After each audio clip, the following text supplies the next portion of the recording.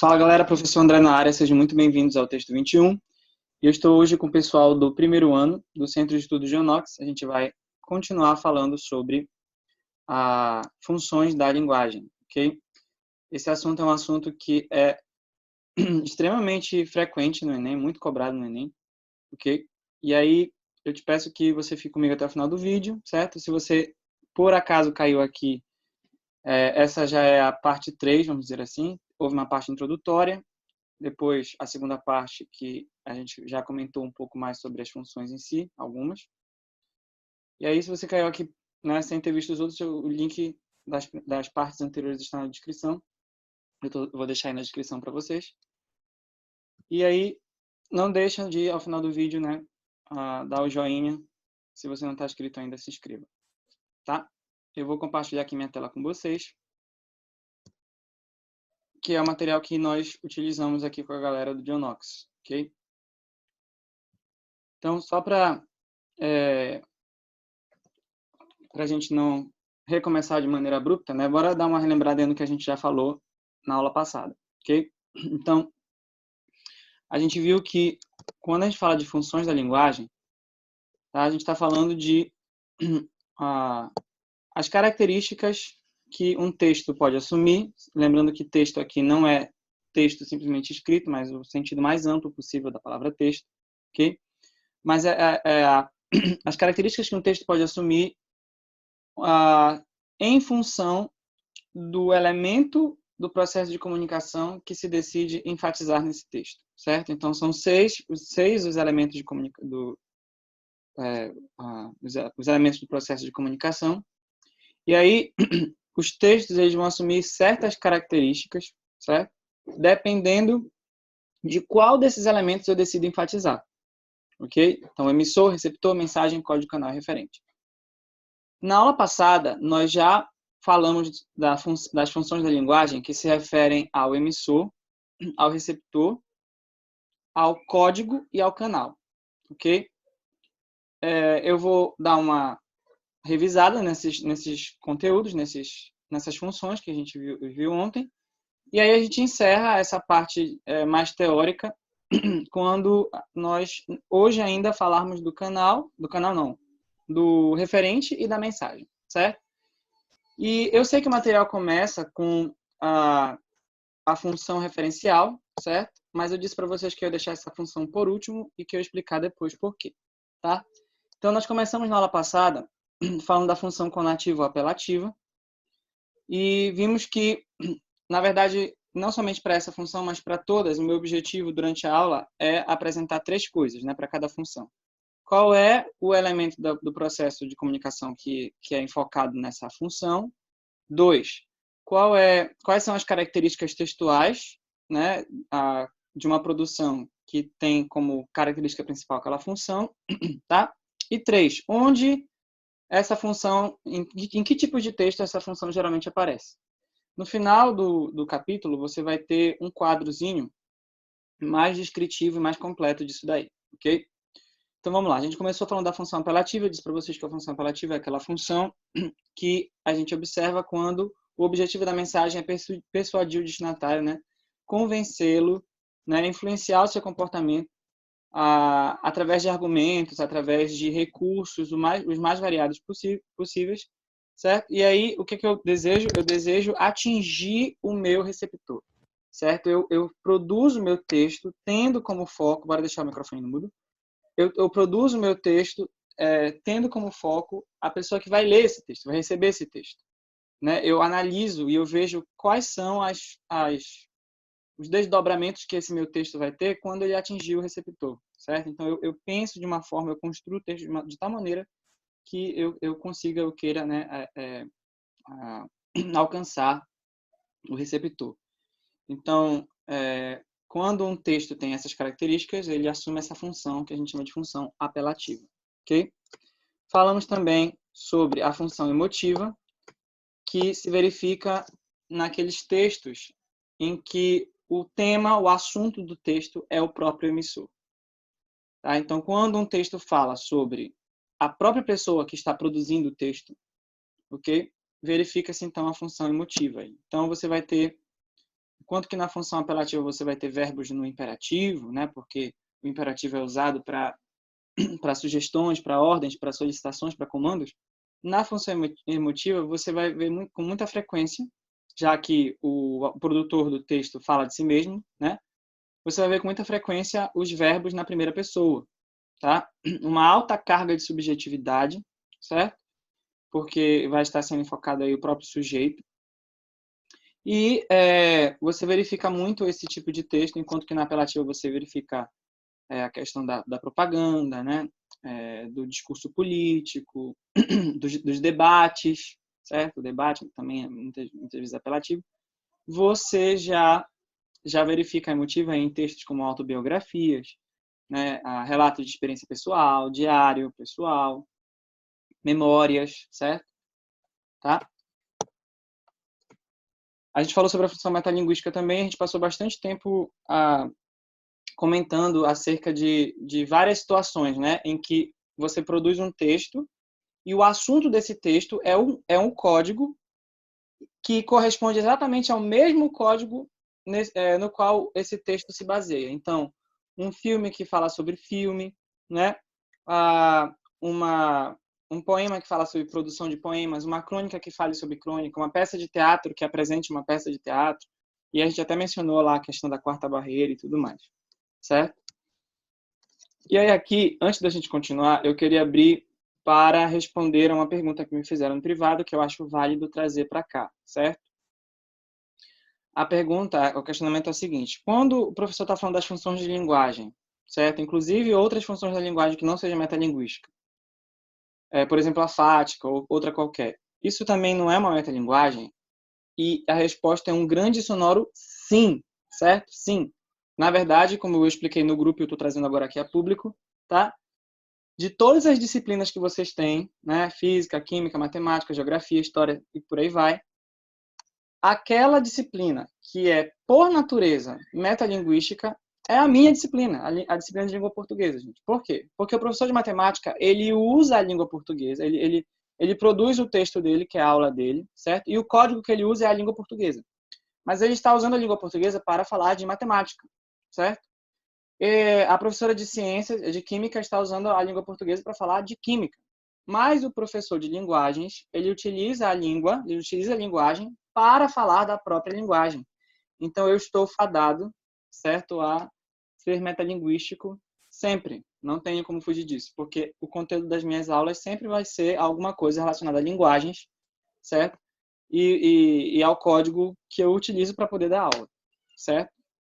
Outra pergunta que fizeram, já não tanto a ver com essa questão específica da metalinguagem, né, da função metalinguística, foi se eu posso ter um texto acumulando várias funções, né? De várias funções se destacando. Eu já tinha dito anteriormente que sim, que isso é possível, a gente vai ver alguns exemplos mais na frente, tá?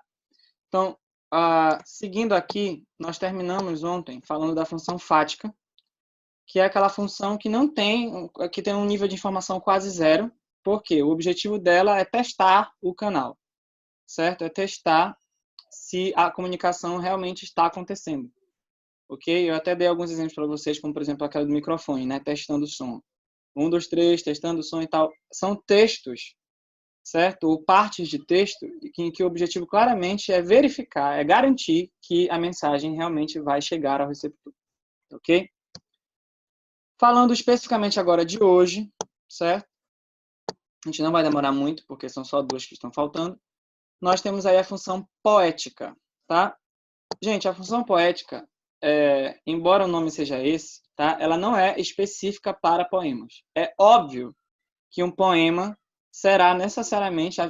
apresentará necessariamente uma função poética, certo? E talvez os poemas sejam justamente os tipos de texto que representem essa função, né, de forma mais clara, certo? De forma mais frequente. Mas o que é a função poética? A função poética é quando, na hora que eu produzo o meu texto, a minha atenção se volta para a mensagem. Então, vamos lá. Na apelativa, você leva em consideração o receptor. Na emotiva, você leva em consideração o emissor. Na metalinguística, você leva em consideração o código. Na fática, você leva em consideração o canal e na poética, você leva em consideração a mensagem. Então, a atenção na hora da produção do texto se volta para a mensagem de uma maneira que a mensagem não seja simplesmente passada e chega ao receptor. O objetivo não é mais simplesmente comunicar, mas o objetivo é trabalhar a mensagem, trabalhar a estética da mensagem, ok? Se for, por exemplo, uma mensagem falada, então trabalhar a sonoridade dessa mensagem, de forma que seja algo criativo, que seja algo visto como belo ou, no mínimo, interessante. Ou seja, que chame a atenção não simplesmente pelo conteúdo, mas especialmente pela forma. Então, não é só o conteúdo que importa agora, mas a forma do conteúdo também importa, certo? Então, veja que onde houver um texto que, ao ser enunciado, ao ser produzido, houver uma preocupação com a forma, uma preocupação exacerbada com a forma, então ali haverá função poética. É óbvio, certo, que no sentido mais amplo, todo o texto, toda a produção textual, certo, praticamente será poética nesse sentido, apresentará a função poética, porque todo texto tem a sua estética própria. Até um texto seco, certo, como por exemplo uma monografia ou então uma dissertação para o Enem, há um padrão ali estético, uma preocupação na forma, né? Tem a questão do espaço-parágrafo, alinhamento. Então, assim, todo texto, de certa maneira, a gente vai ter uma preocupação com a forma. Mas quando você tem essa preocupação sendo não um aspecto meramente formal, mas um produto da criatividade, né, um produto artístico mesmo, a questão de trabalhar a estética, aí sim você tem a função poética se destacando como principal, certo? E aí, obviamente, os poemas são um excelente exemplo disso, né? Então, o exemplo que ele coloca aqui, né? Há um soneto. Meu coração é um mirante louco que abandonou a profissão do mar e que a vai relembrando pouco a pouco, em casa, a passear. No movimento, eu mesmo me desloco, nesta cadeira só de imaginar. O mar abandonado fica em foco, nos músculos cansados de parar. Então perceba que há uma preocupação com a rima, né?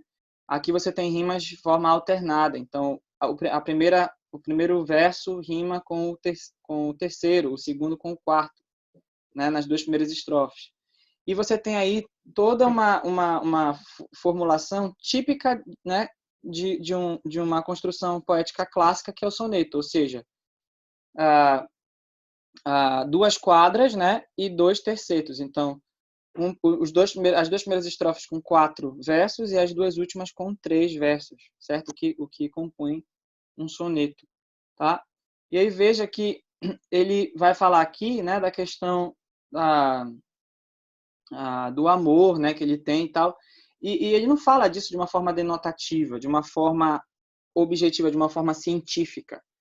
Ele vai trabalhar com as metáforas, ele vai trabalhar com a sonoridade, como eu coloquei aqui a questão da rima, né? Então, sempre que houver uma preocupação, na hora que eu quero transmitir uma mensagem, para que essa mensagem seja a forma dela em si, seja algo novo, seja criativo, seja bem elaborado, né? Tenha um teor criativo e artístico, certo? A estética seja aí uma preocupação por parte do autor, você vai ter a função poética, certo? Que é muito presente, obviamente, nos textos literários. Não só em poemas, mas nos textos literários em geral, mas não somente também nos textos literários, como também, por exemplo, na propaganda, né? Voltando lá para a função apelativa, olha. Tá? Houve uma preocupação estética aqui. Então, aquela questão que eu tinha respondido inicialmente, né? Ainda há pouco. Será que um texto pode acumular mais de uma função? Pode. Inclusive, a gente vai ver textos que apresentam todas, em certo sentido. Tá? Mas veja, há uma preocupação aqui em demonstrar, em passar a mensagem. Não é simplesmente uma questão apelativa, né? Mas a questão da apelação se liga com a questão poética, no sentido de que a pessoa se preocupou em fazer, né, uma diagramação ali, uma letra daquele jeito, a imagem do fone de ouvido. Então, não é simplesmente um texto que eu cuspi, que eu vomitei. Olha, use sempre fone de ouvido para coisa e tal. Não, tem uma coisa bem trabalhada aí, por meio de aspectos visuais. Então, percebe como aí o apelativo, ele se uniu, ele se aliou à questão do poético, certa preocupação estética, tá? Alguma dúvida sobre essa função, sobre a função poética? Alguém tem algum comentário, alguma dúvida, algum adendo, algum questionamento? Posso seguir? Dá um ok aí para mim, por favor, se eu posso seguir. Olha a função fática.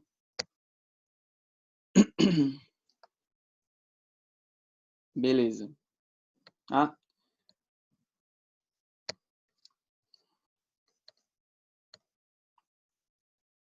Ok.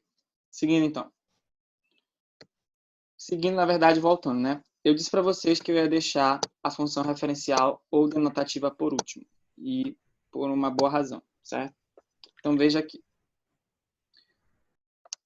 A função apelativa é aquele aparece no texto que tem como foco o receptor, tá? A função emotiva aparece naquele texto cujo assunto é o emissor. O assunto do texto é o emissor, função emotiva. O assunto do texto é o código, o próprio código no qual o texto se constrói, função metalinguística. O assunto do texto é o canal, eu estou testando o canal, estou preocupado com o canal, função fática. O assunto do texto, certo? Se liga de uma forma indissociável à forma da mensagem, à estética da mensagem. Ou seja, há uma preocupação exacerbada com a forma e não apenas com o conteúdo. Função poética. E a função referencial, professor? A função referencial vai acontecer quando o texto falar sobre qualquer outro assunto no universo. Certo? Então, veja. Eu estou produzindo um texto aqui e eu não tenho como enfoque, certo? Eu não tenho como tema principal, preocupação principal, o receptor. Não vou falar sobre a pessoa que vai ler o texto. O assunto do texto não é para falar sobre essa pessoa. O texto também não está falando sobre mim, que estou produzindo, que eu estou produzindo. Eu estou produzindo um texto, eu não estou falando sobre mim nesse texto. O assunto do texto também não é o código no qual ele se baseia, tá? O assunto do texto também não é uma preocupação com o canal no qual ele vai ser transmitido, certo? E também não há uma preocupação artística, né, estética com a forma da mensagem. É um texto que fala sobre um assunto, sobre qualquer outro assunto que não envolva esses 5. Qual é a função desse texto? Referencial, certo? Que vai ter como enfoque o referente. Se eu for generalista, eu vou dizer que todo texto apresenta uma função referencial, gente. Por quê? Porque todo texto fala sobre alguma coisa. Toda produção textual tem algum tema. Então, nesse sentido, certo? Todo texto é, de alguma forma, referencial. Mas a função referencial ela vai se mostrar no texto quando esse texto, especificamente, estiver tratando de um assunto, certo? De forma denotativa, de forma objetiva. E aí, respondendo a pergunta do nosso colega na aula passada, por que o nome da função referencial também é denotativa? Justamente por isso. Tá? O objetivo agora no meu texto é transmitir uma mensagem de modo claro, de modo objetivo, né? Sem ambiguidades, tá? Sem o objetivo de ser figurado. Eu quero simplesmente informar. Eu estou tratando de um assunto ali, um tema que existe no mundo, certo? E eu não estou sendo figurado, porque eu não quero trabalhar a mensagem de maneira poética, de maneira a trabalhar a estética da mensagem, nem nada disso. Eu quero simplesmente informar o meu interlocutor. Esse é o meu objetivo, certo? Então, aí você vai ter, né, a função referencial aparecendo, tá? E ela vai ser presente no quê? Ela vai ser presente em jornais, em artigos científicos, né, em dissertações, certo? Tá? Então, basicamente, quando a função referencial é aquela função que você verifica quando você não tem os outros elementos sendo destacados, ok? Por isso que eu deixei ela por último. E aí, qual é a característica textual dela? Ela vai ser um texto, ela vai marcar, né? Ser marcada por um texto que vai ter uma linguagem direta, objetiva, Vai predominar nesse texto a impessoalidade, porque eu não vou estar falando de mim, eu não vou estar falando com você, eu vou estar falando sobre um assunto, é terceira pessoa. Então, os verbos, em sua maioria, vão estar na terceira pessoa, certo? Então, um texto como esse daqui, né, ó, estrutura e função do coração. Não estou falando do meu coração, estou falando do amor, nem nada. Estou falando de forma literal do coração, o membro, o órgão, coração. O órgão no corpo humano, real, certo? Qual a função dele e tal, de maneira científica, de maneira clara, de maneira objetiva. Isso é função referencial, certo? Ok? E aí a pergunta aqui do nosso colega, se sempre um texto terá apenas uma função principal? Não, certo? Como eu já falei, é comum os textos apresentarem duas ou três que se destacam, né? E há textos que, de certa maneira, vão utilizar todas as funções, vão demonstrar todas as funções, né? Acontecendo, vamos dizer assim, no texto. Às vezes, em momentos diferentes do texto. E aí aqui eu quero destacar uma coisa importante. A gente faz essa divisão por uma questão didática, tá? Não quer dizer, esse texto é uma... Dificilmente você vai encontrar um texto que tenha só uma função. Não, o que normalmente você vai perceber na sociedade, nas produções reais do dia a dia, são textos que apresentam duas ou três funções. Não risca a tela, por favor. Não é hora para gracinha. Tá? Então, você vai ter aí, geralmente circulando na sociedade, textos que podem ser associados com diversas funções, certo? Com diversas funções. Então, talvez não seja tão fácil encontrar uma que apresente todas, mas existe, a gente vai trabalhar com textos assim mais lá na frente, ok? Então, reforçando, tá? A gente divide por uma questão didática, mas você tem normalmente textos apresentando duas ou três funções se destacando, né? E aí, já terminando, então, o quadro completo das nossas amiguinhas, tá? Vou me esconder aqui para não atrapalhar a visualização, tá? Então, ó, as 6 funções marcadas aí pela ênfase nos seis elementos do processo de comunicação, certo? Qual a finalidade de cada uma? A expressão linguística de cada uma, certo? Ou seja, quais são as características textuais de cada uma? E em que situações, né, em que gêneros textuais costumam aparecer, né? Costuma aparecer cada uma dessas funções. Então, referencial em documentos e relatórios, né? Notícias, textos jornalísticos, a conativa ou apelativa em propaganda, política, religiosa, publicitária, textos argumentativos, debates.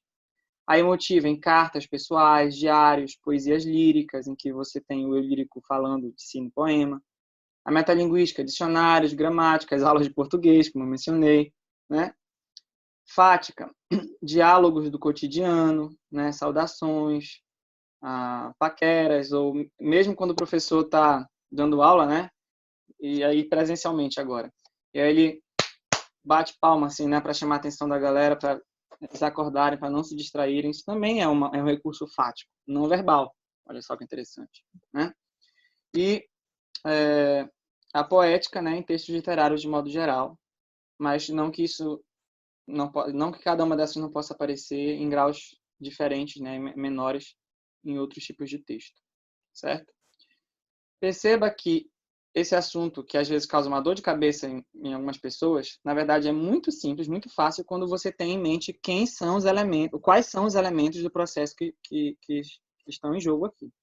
Tá? Eu já vi gente que estava tentando aprender funções da linguagem sem conhecer os elementos do processo de comunicação. Como assim, gente? Tá? Aí não dá. Então, esse conteúdo que às vezes é uma dor de cabeça para algumas pessoas, na verdade é muito comum, tá? De ser cobrado no Enem, e ele também não é tão difícil. Eu espero que vocês tenham conseguido aprender legal. O colega que está pedindo, né? Um exemplo de gênero que tenha mais de uma função principal, certo?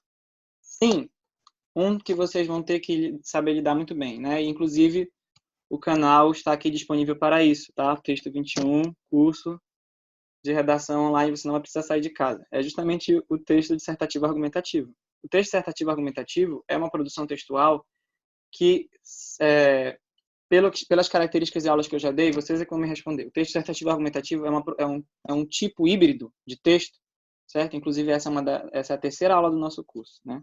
Galera aí que ainda está pensando em se vai entrar ou não, um pequeno merchan aqui. Então, é um texto híbrido que, por natureza, apresenta destacados aí duas funções, pelas que a gente, pelas aulas que vocês já receberam, né, pelo conteúdo que a gente desenvolveu aqui, o texto dissertativo argumentativo, tá? Ele apresenta aí destacadas duas funções. Quais funções são essas? Bora ver se vocês estão ligados aí.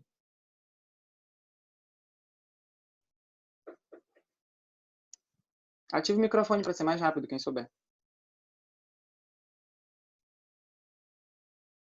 Referencial e conativa, eu acho. Então, o Cauê disse referencial e conativa. Perfeito, tá? Veja, é referencial porque o texto é dissertativo. E o que é dissertar? Dissertar é falar sobre um assunto, certo? Então, a função referencial vai estar ali. E aí, o que é que o texto dissertativo argumentativo, ele pega da função referencial, certo? A impessoalidade, por isso você não pode falar de você mesmo no texto dissertativo, na redação do Enem, certo? Ele pega a maioria dos verbos na terceira pessoa, quer dizer, todos os verbos, né? Na terceira pessoa, você não vai falar de si, nem vai conversar com outra pessoa que vai ler o seu texto.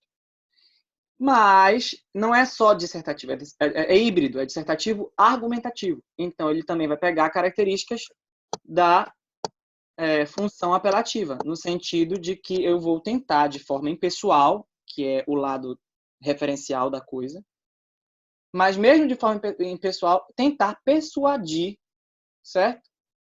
E de que aquilo que eu estou defendendo na minha tese é a melhor, é a mais correta, é a mais viável, vamos dizer assim, tá? Como assim a poética?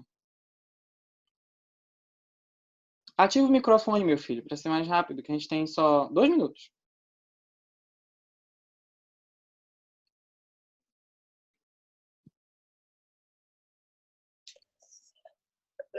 Porque a pessoa não precisa escolher bem as palavras que ela vai usar.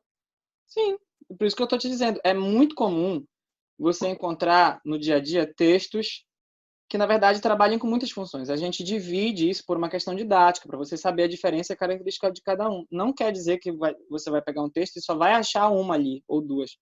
Geralmente você vai trabalhar com 2, 3, às vezes 4, e às vezes todas, como eu vou mostrar para vocês na próxima aula.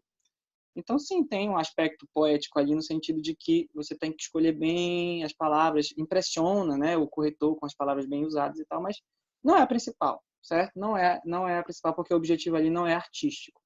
É mais uma questão formal. Ok? Alguma outra dúvida?